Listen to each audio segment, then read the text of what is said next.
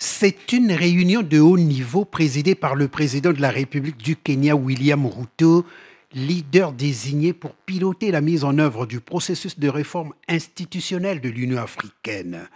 Prenant la parole au nom du président de la République, Denis Sassou Nguesso, le Premier ministre Anatole Kolini Makosso a relevé que la mise en œuvre de la réforme, qui est une urgence et une nécessité, n'a pas encore atteint les résultats escomptés. S'agissant particulièrement du financement de l'Union,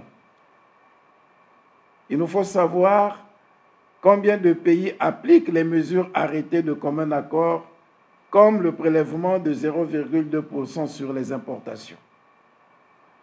Et pourquoi les autres pays tardent-ils à adhérer à cet engagement que nous avons arrêté de commun accord?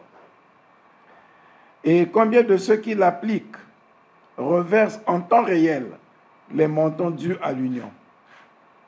En tout cas, pas le plus grand nombre.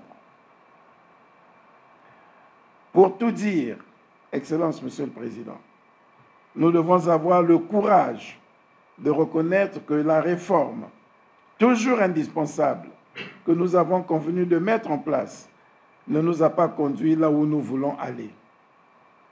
Il nous faut donc tirer les enseignements de cette sortie de route afin que la poursuite de la réforme, toujours justifiée, ne nous amène plus vers les mêmes mauvais sentiers empruntés hier. Nous devons également nous rendre à l'évidence, a poursuivi Anatole Kolini Makosso, que la réforme n'a pas de temps ni de limite. Elle doit être pérenne, menée méthodiquement et en permanence, dans un cadre bien tracé et par une expertise au fait de la situation réelle de l'Union.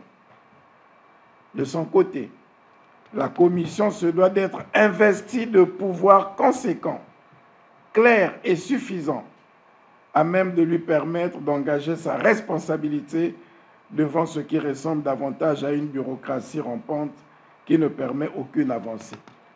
Nous souhaitons donc que la Commission soit renforcée dans ses pouvoirs et que mission lui soit donnée d'accélérer la mise en œuvre de cette réforme particulièrement, de sorte que, au prochain sommet des chefs d'État, nous ayons une idée claire, une ligne nette qui nous permettra d'évaluer l'action que nous aurons engagée. Le comité ad hoc de supervision des chefs d'État et de gouvernement pour les réformes de l'Union africaine est composé de 10 membres, dont 5 membres du bureau de la conférence et 5 chefs d'État et de gouvernement des 5 régions.